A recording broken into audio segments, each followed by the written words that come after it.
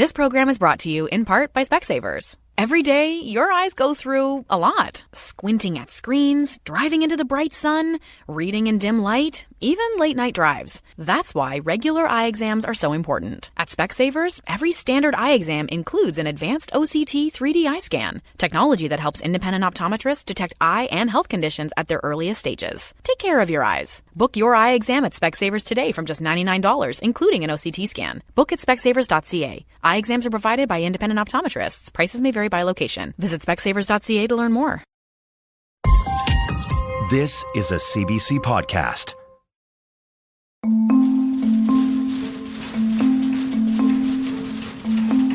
Welcome to Ideas. I'm Nala Ayed. Tuesday. 3 hours of work in the course of the day. Beginning of the morning, 1 hour of drilling. Thursday. From 10 a.m. until about 2 p.m. Metal polishing on the big fly press. Work had to be done over again after it was completely done by order of the foreman in a way that was uncomfortable and dangerous. Paris, 1934. Excerpts from the Factory Journal, as written by French philosopher Simone Weil. Was the order to do it over again justified or bullying? I had to duck every time in order to avoid being struck full on the head by the heavy counterweight. Pity and mute indignation of neighbors. Furious with myself, I had the idiotic feeling it wasn't worth the effort to pay attention to protecting myself. Simone Weil didn't have to be a factory worker. She felt compelled to work in the factory so she could more deeply understand what it feels like to work under these precarious conditions with these machines, alongside roughly 8 million other industrial workers in France. She demands of us that we go and enact our thought in the world. It can't just be something we do from an armchair. Tuesday at 1 p.m. The effect of exhaustion is to make me forget my real reasons for spending time in the factory and to make it almost impossible for me to overcome the strongest temptation that this life entails. That of not thinking anymore.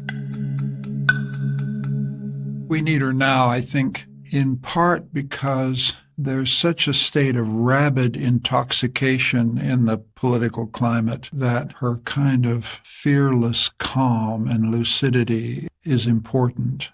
She's the thinker who asks most clearly, what is it to have an independent thought? What is it to think for yourself? It's only on Saturday afternoon and Sunday that a few memories and shreds of ideas return to me. And I remember that I am also a thinking being. Revolt is impossible except for momentary flashes. We are like horses who hurt themselves as soon as they pull on their bits. And we bow our heads. We even lose consciousness of the situation. Any reawakening of thought is then painful. Simone Weil lived her philosophy. From refusing to eat chocolate when she was a child to be in solidarity with French soldiers during World War I, to joining the anti-fascist resistance in the trenches during the Spanish Civil War. She's a radical thinker, and by radical I mean someone who goes to the root of things with a kind of intransigent, almost ferocious determination to get you to see things that most of us slide by. So much of what Simone Weil is about is the core of asking another human being, what are you going through? And to actually be able to listen to them, to be able to hear how they respond, and then to recreate the world with that person in a way that will help them go through that thing that is oppressing them. And we really need to be able to step back, to listen, to hear them, and then to act together to co-create the world with that other person. That act of co-creation is often hindered by the day-to-day demands of work, like the grueling factory work Vey describes. It's also curtailed by the political structures we create for ourselves. Vey came to believe that the political parties of her day were similar to those factory machines. In an essay she wrote shortly before her death in 1943 at the age of just 34, she argued that while political parties purport to be democratic, they're actually dangerous. Democracy, majority rule are not good in themselves. They are a means toward goodness, and their effectiveness is uncertain. Simone Vey was a child during World War I, and through her teens and into adulthood, she witnessed the horrors that transpired as democratic European nations succumbed to charismatic fascist leaders. Reading her work gives us, I think, a foundation for a different way of thinking about political movements and political action, especially in a situation that, similar to her times, with the rise of right-wing political parties, with sort of first ideas of fascism that we're seeing reflections of and echoes of now, that we can approach our political situation as one that maybe can't be resolved immediately, but that doesn't prevent us and can't prevent us from acting to try and change it. Even if we don't think we can, we have to try. Regardless of whether you think of her as a radical anarchist or a modern saint, Simone Vey has prescient insight that can help us better understand the current political climate. At this moment, we're a few weeks after a certain American election event. How would you describe the state of your feelings of anxiety around the situation now? Yeah, I think that my feelings of anxiety have not necessarily raised in any substantial way, but I think that a lot of that is sort of because of my own professional cynicism rather than the reality of what is coming. Ideas producer Nicola Luksic brings us the radical and relevant thought of Simone Vey. I first met Scott Rittner just a couple of weeks after the 2024 American election. The results of the election weren't much of a surprise to him. I feel like I kind of saw this coming. Right. Kind of thing. And is that reassuring that you felt like you could see it coming, or? No, not at all. I would say that it's the opposite of reassuring. As someone who is a scholar of Simone Vey, as someone who is concerned with the rise of radical right-wing and neo-fascist, if we want to call it that, political groups around the world, I find it not reassuring at all. My name is Scott Rittner. I am a political theorist by training. I teach political science and first year writing at University of Colorado in Boulder. And I'm a scholar of Simone Vey. When we met, Scott was busy putting the finishing touches on his forthcoming book. The working title of my book, Revolutionary Pessimism, The Political Thought of Simone Vey. And why pessimism? What is pessimism? So pessimism to me, and I draw this term from another political theorist by the name of Joshua Foa Dienstag. And what he argues is that pessimism, rather than being the opposite of optimism, is what he calls a time-conscious or we could say like a historically oriented vision of the world. And what we often have in politics, especially in liberal political philosophy and liberal institutional politics, is this idea that things are sort of naturally and inevitably getting better. And this is very much part of the story, the narrative that we teach people in the United States throughout their elementary and secondary schooling. There was a foundation. It was sort of democratic because there were slaves and women couldn't vote. And then over time, first enslavement ended, then eventually Black men gained the right to vote, then women gained the right to vote, et cetera, et cetera. So there's this nice, steady progress. Nice, steady progress, right? Technology gets better, lives get longer, et cetera, et cetera. Pessimism is a way of thinking about the world and of reading the material, real conditions of the world against that. It says we can't always look at the future and say it's going to be better. So how would you define pessimism succinctly? Pessimism is? Pessimism is an orientation towards the world that does not anticipate what's going to come next. It prioritizes the present over the future. Whereas optimism or progress prioritizes the future over the present, pessimism prioritizes the present over the future. So there's no hope with pessimism. It's more, this is the reality. I think there can be hope. I don't think that it excludes hope, but it doesn't anticipate that what we're hoping for is what's going to happen. Scott's obviously not big on blind optimism and dreams of boundless progress. But pessimism isn't something that should paralyze us either. So he turns to Simone Weil as someone who looked at the world around her and was able to throw herself into action despite the odds, and aspire to live her life true to her moral core. You know, in this moment, I think that we have to go back to some of these past pessimists who lived through similar situations that we're living through. I don't want to go too far in making cross-historical connections between now and the Great Depression or now and Weimar Germany. Lots of people like to do that. I mean, I think they're relevant, but I don't want to overstate that. But I do think that a change in orientation towards pessimism, towards the idea that we don't know what the future holds, that yes, it could get worse. I mean, I think right now all evidence shows that things are getting worse, and that it is up to us to try and, at the very least, stop things from getting worse.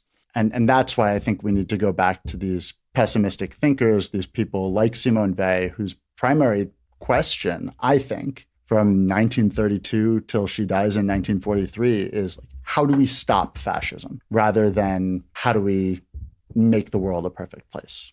Well, I think what's marvelous about her is she's not giving us a sermon from some lofty, aloof place above the torment of the time. She lived the torment of her times, and she's asking the question we're asking, which is, how do we figure out what the hell is true and what the hell is going on and what the hell we should do? And that urgency communicates very directly across time and is another reason why we might read her, if only to disagree with her. I mean, I'm not an acolyte. I have my problems with her, which we'll talk about, I hope. But the intensity with which she asked that question seems to me perennially important, and especially important now. Hello, my name is Michael Ignatieff. I'm a Canadian professor of historical studies at Central European University in Vienna. I used to be the rector here, and now I'm back in the classroom. Michael Ignatieff is also the former leader of the Liberal Party of Canada. Also notable that he was the head of the Central European University when it was based in Budapest, and he weathered the storm as the university was pushed out of Hungary by Prime Minister Viktor Orban's government. Turns out, Ignatieff is a Simone Weil superfan. I'm drawn to her because she lived her times to the full, applied her intelligence to her times as best she could, showed enormous, even suicidal courage, died before her time in rather tragic circumstances. So I'm drawn both to the life and to the work. I'd also say she's a kind of fearful character. She's not easy. She has fearful things to say, challenging things to say, things with which I completely disagree, but I've been reading her for 30, 40 years with a sense of enormous admiration for her sheer courage, her intellectual courage. And what would you say is the key question that she is trying to answer? I think she's trying to answer the question, how do we know what the truth is? How do we know what justice is? And how do we serve both? How do we serve truth and justice together? I think that's the question she's asking over and over again. She has this incredible way of accessing the sacred through the profane, of giving us this world where we can only find God or the good or ethics through our engagement with other human beings, through the natural world, through love of the neighbor, through art, through science. And this was really, really exciting for me. Hello, my name is Catherine Lawson, and I am a faculty fellow at King's University College in Halifax, Nova Scotia. Catherine is also an active member of the American Simone Weil Society.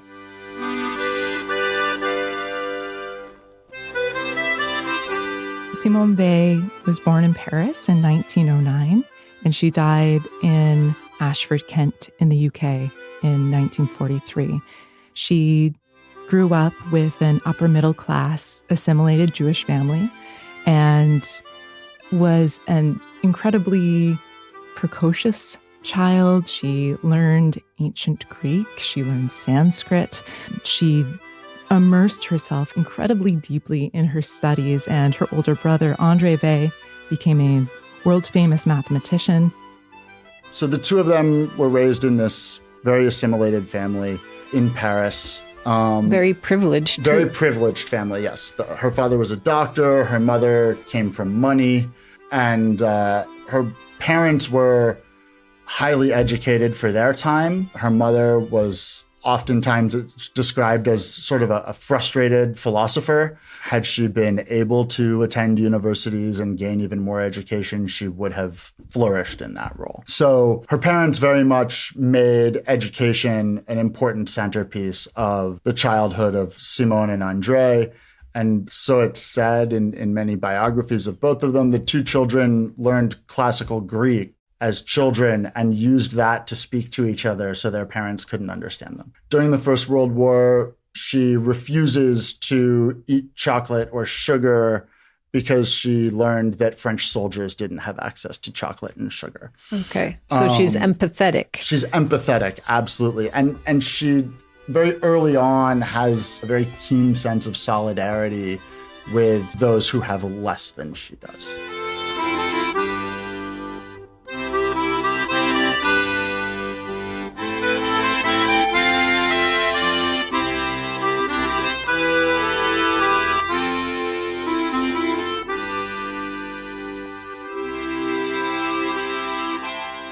Simone Weil declared herself a Bolshevik when she was just 10 years old. As a teen, while on holiday with her family in Belgium, she found out that the salaries of the resort workers were too low, so she encouraged them to organize and unionize. Her drive and commitment were in full force academically as well. When she took the entrance exam at the ultra-elite École Normale Supérieure in Paris, she finished first. Simone de Beauvoir finished second, both placed ahead of the 28 other students, who were all men. While she's there, she's a contemporary of Simone de Beauvoir, Jean-Paul Sartre, and she then goes on after school to teaching positions in small rural towns. The reason for this is because of her social activism. So throughout her education, she's given these names like the categorical imperative in skirts or the Red Virgin. You can't run into Simone Weil without having to sign a petition or her chastising you about your status in society. Now, mind, she had that same status in society. So was she a bit of a caustic individual? Yes, that would be an accurate way to describe her. She certainly had a very strong personality. She was not afraid to let people know exactly how she thought things should be. She had strong ideas about the limitation of France's educational system. And as a teacher, she often held classes outdoors, and at times refused to submit student grades to the school's administration. She often gets in trouble with the parents because she's not teaching to the tests. But it seems, at least by all accounts, many of her students really, truly loved her. And yet she questioned the value of her role as a teacher, believing that philosophy and the quest for truth and justice should be lived, not just talked about.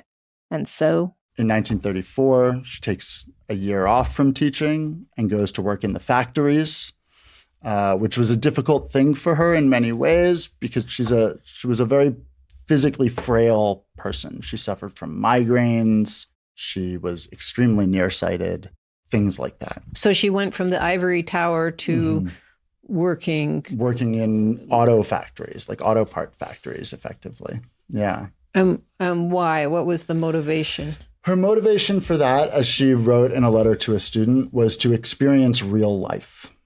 She did not think that the ideas that she was working on, the philosophies that she was engaging with, were valuable to her without real life, without experiencing these ideas, especially amongst the Marxists of her time. She was kind of skeptical that any of them had ever actually worked in a factory. And so she said, well, if I'm going to engage with these people, debate with these people, I need to go do this.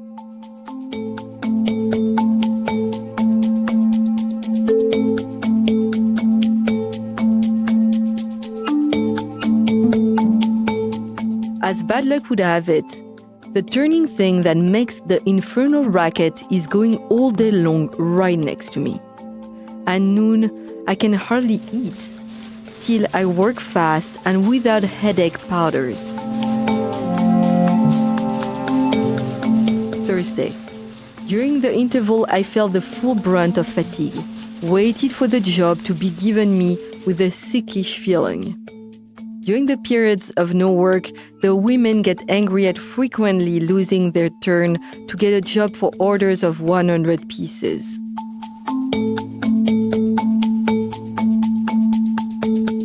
I think this comes down to, in a large part, a problem with the idea of something like an ivory tower, particularly when you are looking at ideas around Marxism, ideas around labor, ideas around affliction. You can't really know those things unless you live them. And indeed, this is what changes a lot of her thought, because she sees for herself not the physical degradation, but instead the spiritual degradation. She feels herself no longer a subject, but actually becoming an object. I came near to being broken. I almost was. I got up every morning with anguish. I went to the factory with dread. I worked like a slave. The noon break was a wrenching experience. I got back to my place at 5:45, preoccupied immediately with getting enough sleep and waking up early enough. The feeling of self-respect is destroyed. The main fact isn't the suffering, but the humiliation.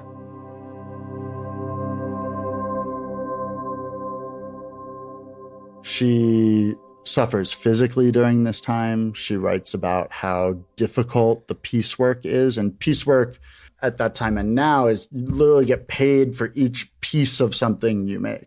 She writes about how not only does she feel oftentimes like she's becoming a slave, and this is her terminology. She starts using this terminology of enslavement. Right. She's really enslaved to the machine. Mm-hmm. Enslaved to the machine, and also to the foreman, and also to the machinists who know how to fix the machine if something goes wrong. And so there's these multiple levels of enslavement, which eventually she starts at the end of her factory journal. She writes that, and I'm not quoting exactly, but sort of paraphrasing, one of the main things that she experiences during that time is not the physical pain, but constant humiliation.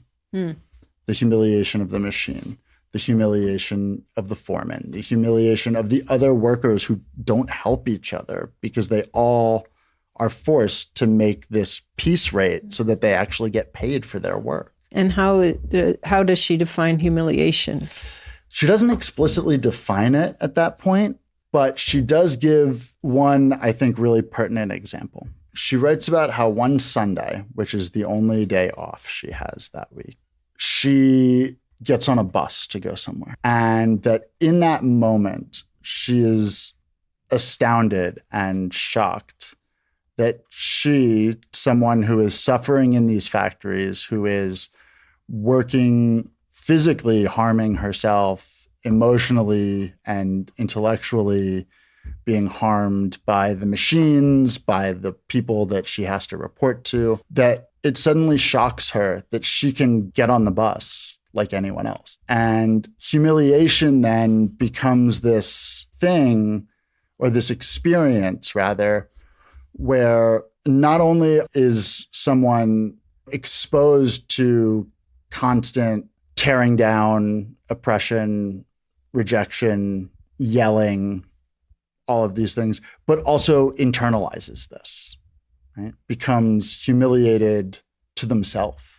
And that's kind of the way that she thinks about it. It's not just somebody else is humiliating me, but now I expect to be treated poorly because of this constant experience. Right. So it was almost like getting on the bus and being treated like everyone else on the bus is like, that's when she realized, yeah, wait, they're treating me like everyone else, but I expect to be treated differently. I expect to be treated worse.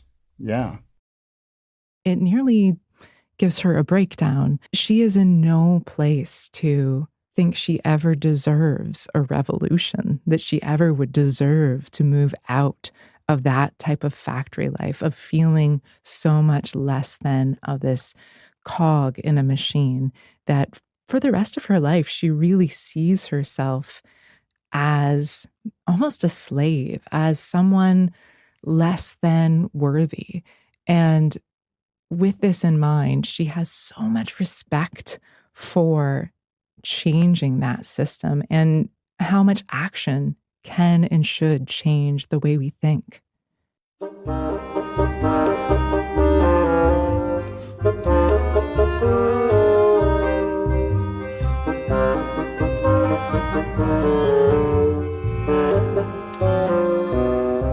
Simone Weil wanted people to think for themselves and to think of others. And she believed that profound empathy is the key to building a more just world.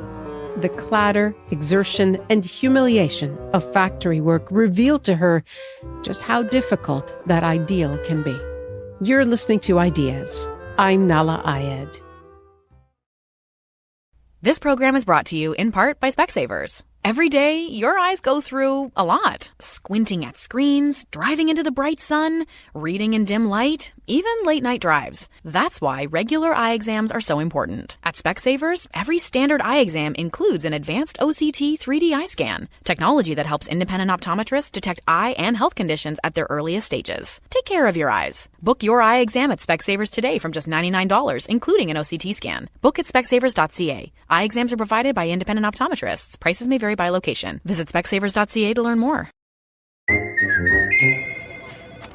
At Desjardins Insurance, we know that when you own a law firm, your bar for everything is high. That's why our agents go the extra mile to understand your business and provide tailored solutions for all its unique needs. You put your heart into your company, so we put our heart into making sure it's protected. Get insurance that's really big on care. Find an agent today at desjardins.com/business coverage. After nearly 10 months of factory work, Simone Weil was all the more adamant that Marxism was ultimately not the way to a just society. She traveled to Spain to fight with the anti-fascist resistance in the Spanish Civil War, but her frailty and nearsightedness and an accident with a pot of boiling oil put an end to that. All along, she wrestled with ideas of what constitutes the good, drawing on the philosophies of Plato and Rousseau. She also experienced intense spiritual revelations that drew her to Catholic mysticism, though she was never baptized. She doesn't join the church. She doesn't take baptism. She doesn't take the comfort of the hierarchy and the knowledge and the prescriptions of the sort of messianic belief that someday Jesus will return and set everything straight. Right. among the things that she writes, she writes, and again, I'm paraphrasing, something along the lines of, Christian belief would be easier for me without the resurrection. The crucifixion itself suffices. And so she still remains grounded in this worldly ideal that people have to do the things to make the world better, right? Or to make the world different. That we can't just rely on the return of a religious figure or the appearance of a new president or Charles de Gaulle in London coming to save everyone in France. Like, we can't rely on that. We have to do it ourselves. In 1942, as the Nazis were taking over Europe, Simone Weil fled with her parents to the United States. But as soon as she could, she hopped on a ship back across the Atlantic and based herself in England, where she worked as a philosopher in residence for Charles de Gaulle and the Free French government in exile. She would die less than a year later at the age of 34. But during this period in England, she wrote a wave of seminal essays, including what can be read as a radical policy proposal on the abolition of all political parties. The evils of political parties are all too evident. Therefore, the problem that should be examined is this. Do they contain enough good to compensate for their evils and make their preservation desirable? Well, let's put it in context first. She's in 1943. She's writing for the Free French. She's writing in the expectation that Nazism will be defeated and France will have the task of rebuilding itself after the defeat in 1940. And she's working off the back of the collapse of the Third Republic and the inability of the French political system to effectively resist Hitler and the inability of France to defend itself. She's reflecting on one of the great catastrophes in French history. And she's asking herself, what went wrong? Like so many other people are asking what went wrong. And her answer is, one of the things that poisoned us were political parties. And they poisoned us because they encouraged groupthink. They encouraged a political form of arguing about what is true and what is false, what is happening and what is not, that was propagandistic.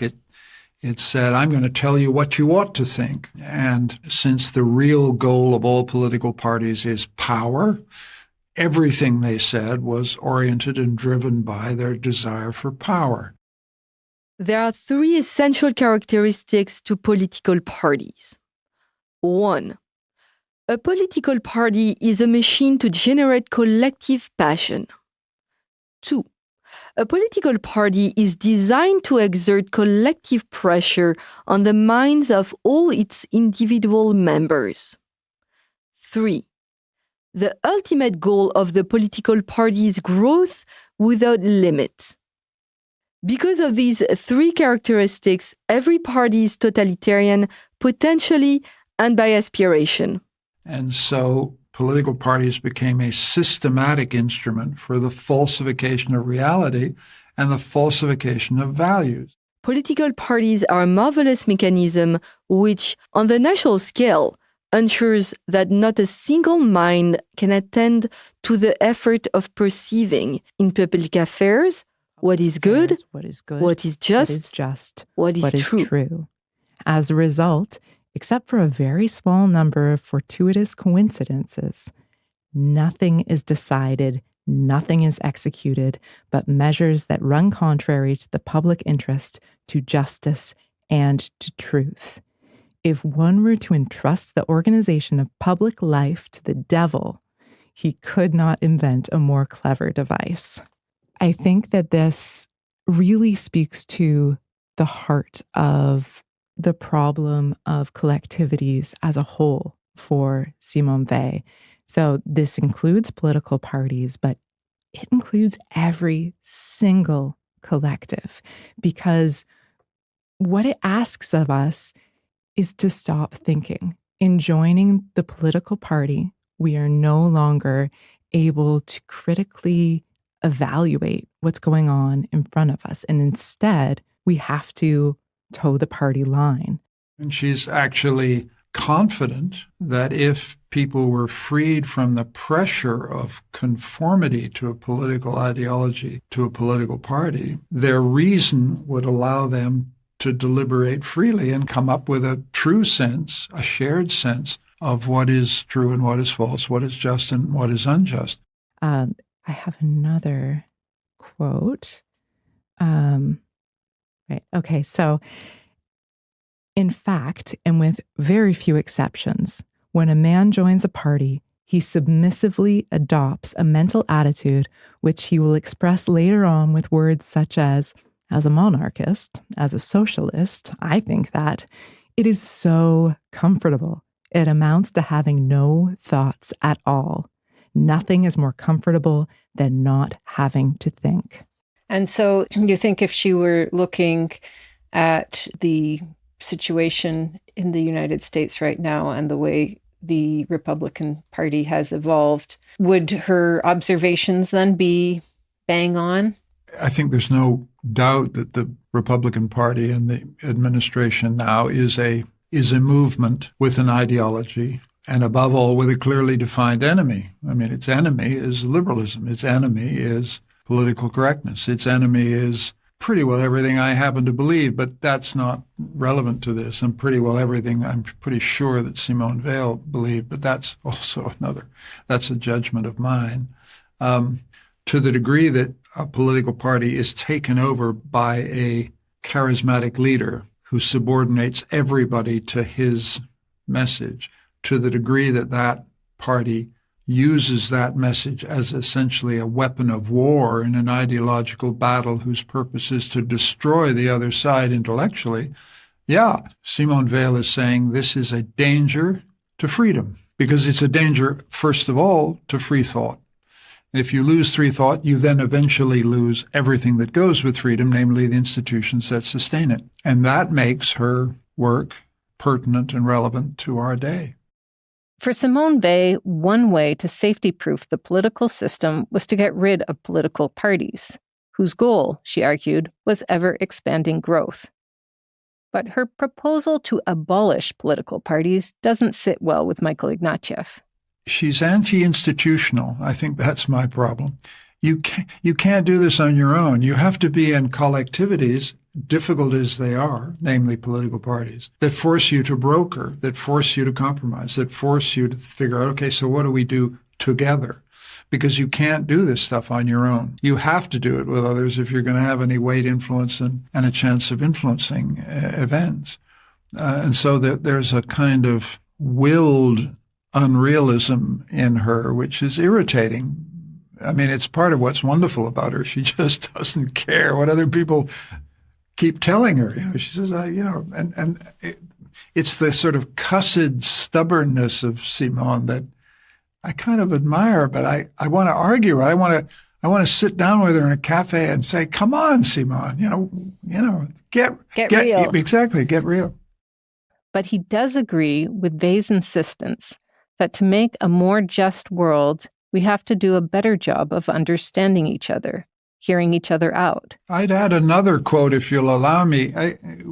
True attention is a thing so difficult for any human creature, so violent, that any emotional disturbance can derail it.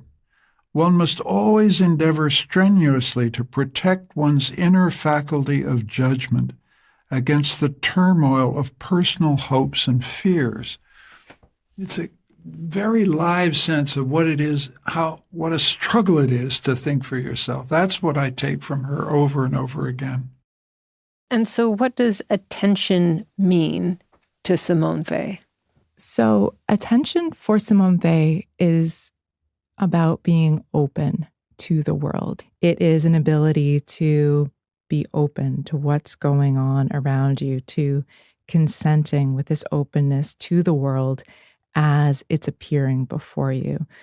It could be said that this is a passive attention, but it's really not passive. It's incredibly active to be this open, to be this attentive to the surrounding world. If I do it with this openness and this attention on this higher level, I am also allowing myself to be something more than just this small, ego-driven version of myself. I'm allowing myself this openness and this expansion. And this, Simone Weil says, is a connection to the divine. But more importantly, it's a connection to the ethical good. So in cultivating this type of attention, I'm then able to turn to another human being, to see them suffering, to ask them what they are going through, and then be able to be open and listen, to be able to hear that answer from them. So this is the process of what Weil refers to as decreation, or this self-abnegation, through which I, in a sense, am held ransom to the other. I step back so that the other can exist. And so how does this work on just in a practical way? Say I'm walking down the street in my own little bubble of comfort, or wherever I am within the machinery of my society. What do I need to do to break that? So as I'm paying attention to the other, I'm walking down the street, I see someone else. If the attention is genuine, if I am able to, and I get to this point of being able to genuinely pay attention by cultivating, by practicing it over and over again, to genuinely see this person, it's not as if I then say, oh, okay, I see them. What do you need? Oh, you need a coffee. Oh, I'll run to Tim Hortons. I'll grab you a coffee. It's, what if it was me who was there in that spot? And everyone was just walking by as if it didn't matter, but I was thirsty or I was hungry and there was no one who was helping me. What would I do then? What if it was my mother? These types of questions, this is the level that she's asking us to engage with the other. What do I do in that situation? So it's a terrifying situation to put yourself in. What is the relationship between attention and then participation in politics? According to her essay on the abolition of all political parties, attention is something that stops us from joining political parties, because if we are paying attention, then we're going to disagree with things that the party is saying. We are going to push back against it. And then suddenly, if I disagree with my party, well, then in fact, I am not a part of that party because I disagree on these fundamental issues. So in that sense, attention bars us. But at the same time, she recognizes we need to be a part of these collectivities. We need to be a part of these political systems in order to enact change. So can we move within them, drawing in the marginalized voices, while still attempting to pay attention to the world? Her suggestion is the political party structure as it is needs to be abolished in order for us to actually be attentive in creating the political world that we would want to live in. That would probably elicit a lot of chaos. So this is why you say, okay, some people think of her as utopian, because yes, absolutely. What would happen? Say we wipe out all political parties tomorrow, then what? We just listen to each other attentively? Yes, so here you're absolutely right. This is where we have the utopian dimension. Rather than seeing it as this utopia, I would say that we need to consider how it is that we create structures where this ethical imperative can be at the core. In a lot of ways, they defies certainly anarchist thinkers who really believe that everything, all political structures altogether should be abolished. She's more conservative than that. She really is, at the end of the day, more of a reformist in her thought. She has this very firebrand reaction to all political parties being abolished, but that doesn't necessarily mean that all political structures need to be abolished, but we need to be rethinking their organization. And could that happen through reform? For Vey, I think so.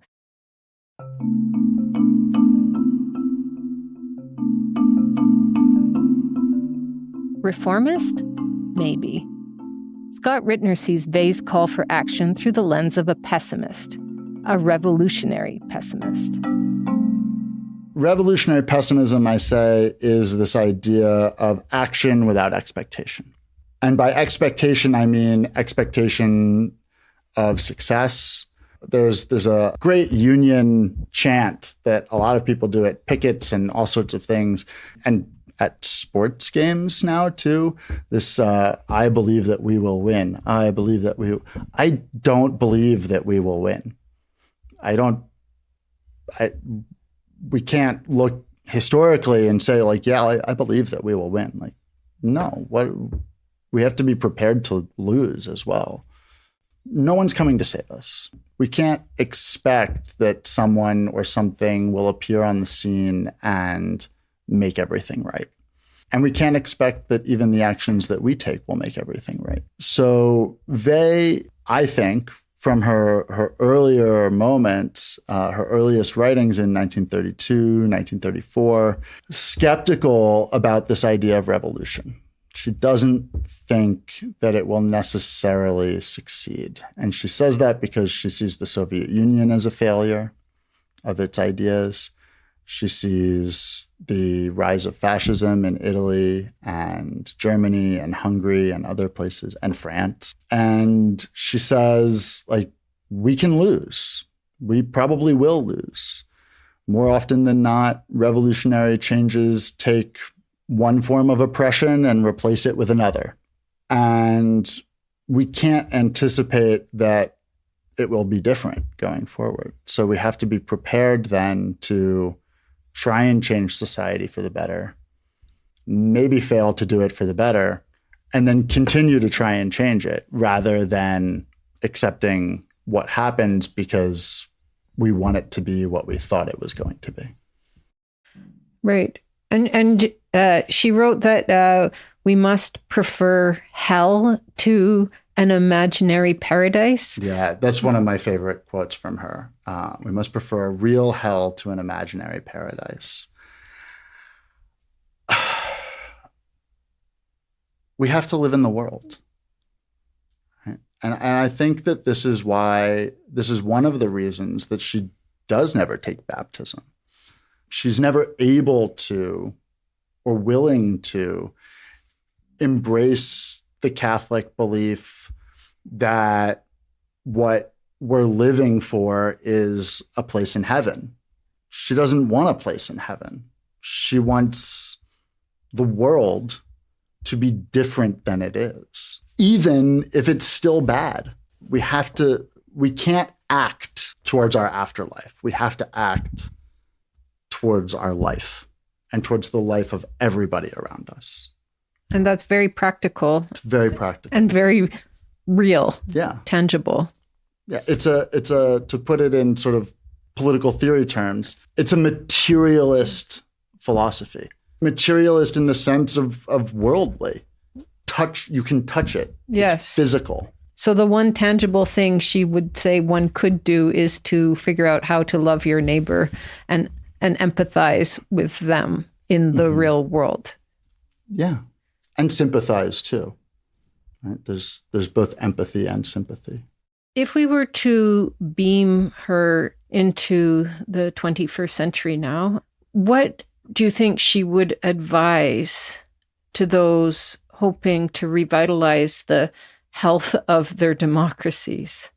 I think it's tremendously perilous to become a ventriloquist for Simone Weil more than 80 years after her death. I don't think you should. I think what you should do is read her and draw your own extrapolations. And I think that the single thing I take from her is the tremendous importance for your personal integrity, and for your political integrity to think for yourself and know what you think is true and know what you think is just, know what you think is unjust, know what you think is untrue. And simply holding on to those simple ideas is crucial to any form of judgment that you're going to make in politics or your personal life. And she's fantastic about that. She's so clear and honest and insistent. And what I like about her particularly is she knows it's bloody difficult. You know, she's never giving advice from some up in the sky. She's been there. She's had to struggle herself to find out what she thinks. And that's moving and inspiring.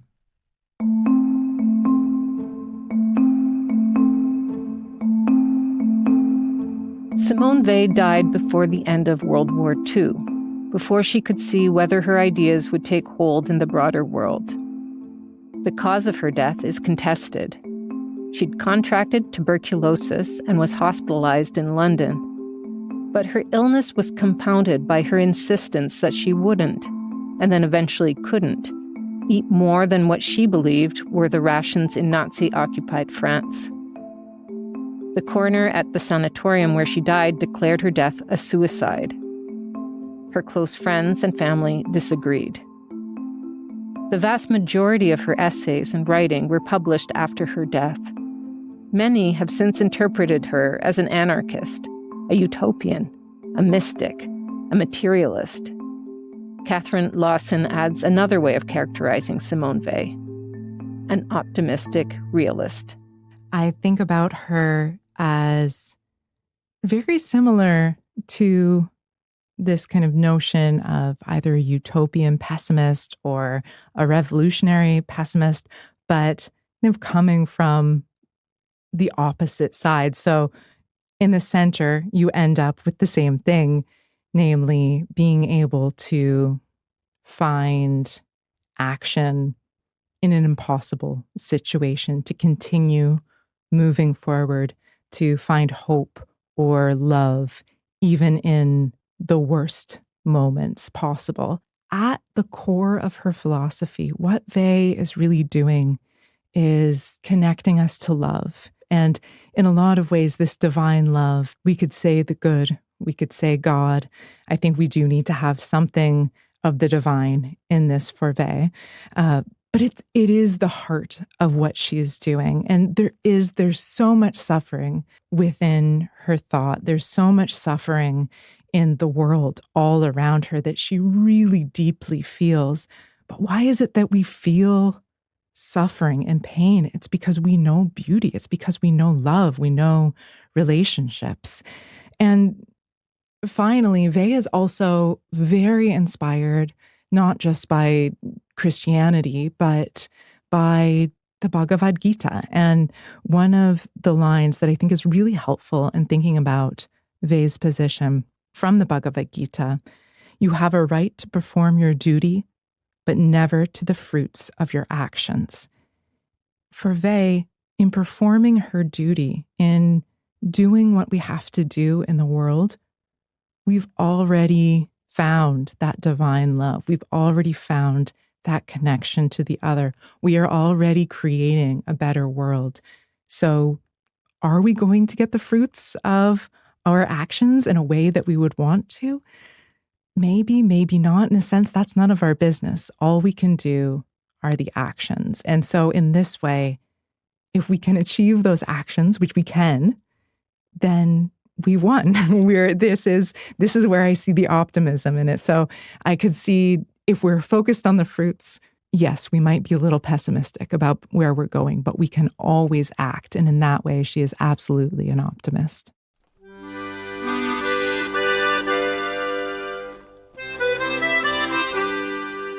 The enduring insights of French philosopher Simone Weil. Thank you to all of our guests. My name is Catherine Lawson, and I am a faculty fellow at King's University College in Halifax, Nova Scotia. My name is Scott Rittner. I am a political theorist by training. I teach political science and first-year writing at University of Colorado in Boulder, and I'm a scholar of Simone Weil. Hello, my name is Michael Ignatieff. I'm a Canadian professor of historical studies at Central European University in Vienna. I used to be the rector here, and now I'm back in the classroom. My name is Kitri Hervoet, who read the excerpts from Simone Weil's Factory Journal and on the abolition of all political parties. This episode was produced by Nicola Luksic. Technical production, Emily Carvezio and Sam McNulty. Our web producer is Lisa Ayuso. The senior producer for Ideas is Nicola Luksic. The executive producer is Greg Kelly, and I'm Nala Ayed.